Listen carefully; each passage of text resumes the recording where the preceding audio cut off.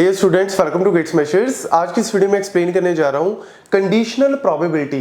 देखो, प्रोबेबिलिटी या स्टैट्स वाला ये टॉपिक जो है वो मैथमेटिक्स के अंदर आता है, बट मैं क्यों करवा रहा हूं इस टॉपिक को, बिकॉज मशीन लर्निंग की जब भी हम बात करते हैं तो उसके फाउंडेशन के लिए ये सारे टॉपिक्स बहुत जरूरी है। Conditional probability, Bayes theorem, total probability, ये सारी चीजें बहुत इंपॉर्टेंट है।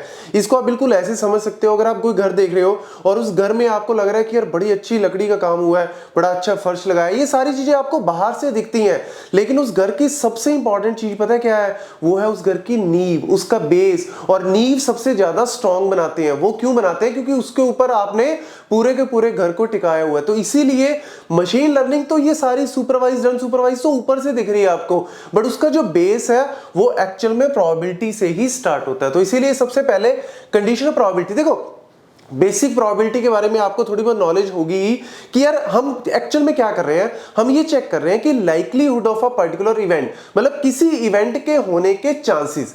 जैसे सिंपलेस्ट एग्जांपल है कॉइन टॉस वाला। जैसे अगर आपके पास एक कॉइन है और अगर आप उसको टॉस करते हो, ठीक है, अब यहां पे हेड आ रहा है या फिर टेल आ रहा है, दो ऑप्शन है, हेड या फिर टेल। तो यहां पे हेड आने की प्रोबेबिलिटी क्या होती है? 1/2। 1 मतलब हेड, ऑब्वियसली दो मेरे सैंपल स्पेस है, या तो हेड या फिर टेल, उनमें से हेड आ रहा है 1/2 और टेल आ रहा है 1/2। ये सिंपलेस्ट हमें पता ही है। लेकिन कंडीशनल प्रोबेबिलिटी में कंडीशन का एक्चुअल में मतलब क्या है कि यहां पे भी एक इवेंट हो रहा है, यहां पे भी एक जो इवेंट के होने के चांसेस हैं, लेकिन वो किसी दूसरे इवेंट के ऊपर भी डिपेंड कर रहा है। कंडीशन यहां पे दी हुई है कि दूसरा इवेंट ऑलरेडी हो चुका है, और अब बताओ कि इस इवेंट के होने के चांसेस क्या हैं। सिंपलेस्ट एग्जांपल है, जैसे अगर यहां पे हम बात करें tossing a fair coin 3 times, मतलब मैंने फेयर कॉइन है मेरे पास, उसको मैंने 3 टाइम टॉस किया, तो यहां पे मेरे पास क्या सैंपल स्पेस बन सकता है, मतलब क्या ऑप्शंस आ सकते हैं, टोटल सैंपल स्पेस क्या हो सकता है? या तो तीनों हेड आए, head head tail, head tail head, पहली बार किया तो हेड आया, फिर टेल आया, दूसरी बार टेल आया। इस तरीके से आपके पास टोटल 8 पॉसिबिलिटीज बनेंगी, इनमें से कोई भी एक चीज हो सकती है। तो 8 मेरे पास क्या हो गया? टोटल सैंपल स्पेस हो गया। अब मैं यहां पे कह रहा हूं कि मेरे पास एक इवेंट हो रहा है, एटलीस्ट 2 टेल्स अपीयर। मैं चाहता हूं कि प्रोबेबिलिटी बताओ एक इवेंट होने की, और वो इवेंट क्या है? एटलीस्ट 2 टेल्स अपीयर, कम से कम दो, कम से कम दो, मतलब 2 या 2 से ज्यादा हो सकते हैं, कम से कम 2 टेल अक्कर होने चाहिए।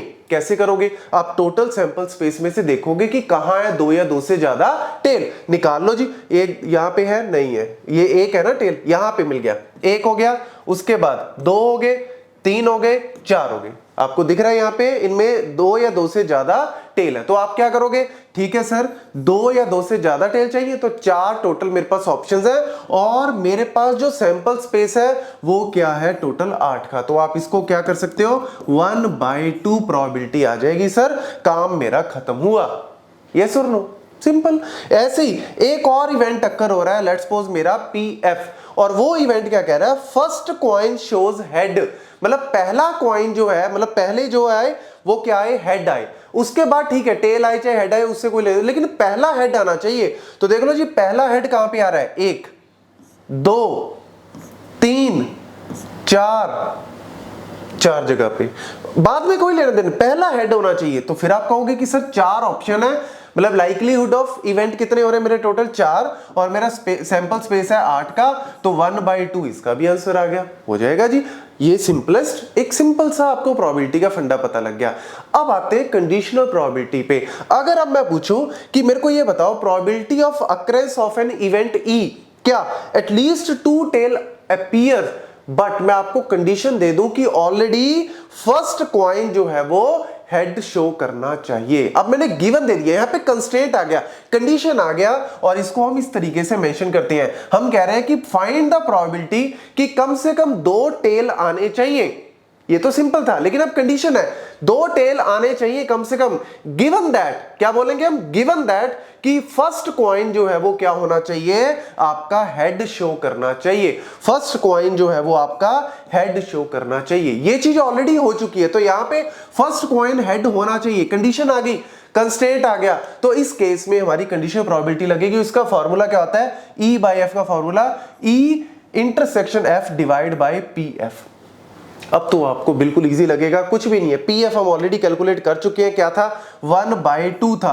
अब देखो जी, intersection F, E intersection F कैसे कैलकुलेट करोगे? अरे यार ऐसा इवेंट जो ई और एफ दोनों को सेटिस्फाई कर रहा है। इंटरसेक्शन का मतलब यही होता है ना कि जो दोनों को सेटिस्फाई कर रहा है। तो देख लो जी, दो टेल, मतलब यहां पे कम से कम दो टेल आने चाहिए, 1 2 3 4, टोटल 4। लेकिन एंड है, ये तो एक था, अब दूसरा क्या कह रहा है? फर्स्ट कॉइन शो हेड, दोनों को कंबाइन कर दो। फर्स्ट कॉइन शो हेड एक, ये देखो ये दोनों कंडीशन को ट्रू कर रहा है, ये नहीं कर रहा, ये टेल है ना पहला, ये भी नहीं कर रहा। तो देख लो जी, एक अपने पास आ गया कि एक इवेंट ऐसा है जहां पे पहला हेड और बाद में कम से कम दो टेल भी आ रहे हैं। तो ये कहीं ना कहीं आपको जो है वो क्या कह रहा है कि ई इंटरसेक्शन एफ जो है वो क्या आ गया? 1/8। अब 1/8 कैसे आया?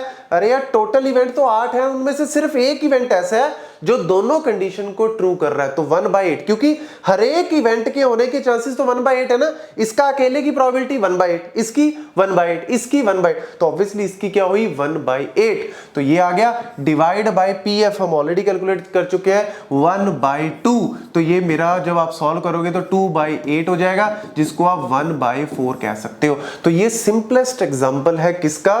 कंडीशनल प्रोबेबिलिटी का, और कैसे हम कैलकुलेट करते हैं फॉर्मूला, ये सिंपलेस्ट एग्जांपल नोट कर लो। कहीं ना कहीं ये सारी चीजें आगे फ्यूचर में यूज होंगी। Thank you.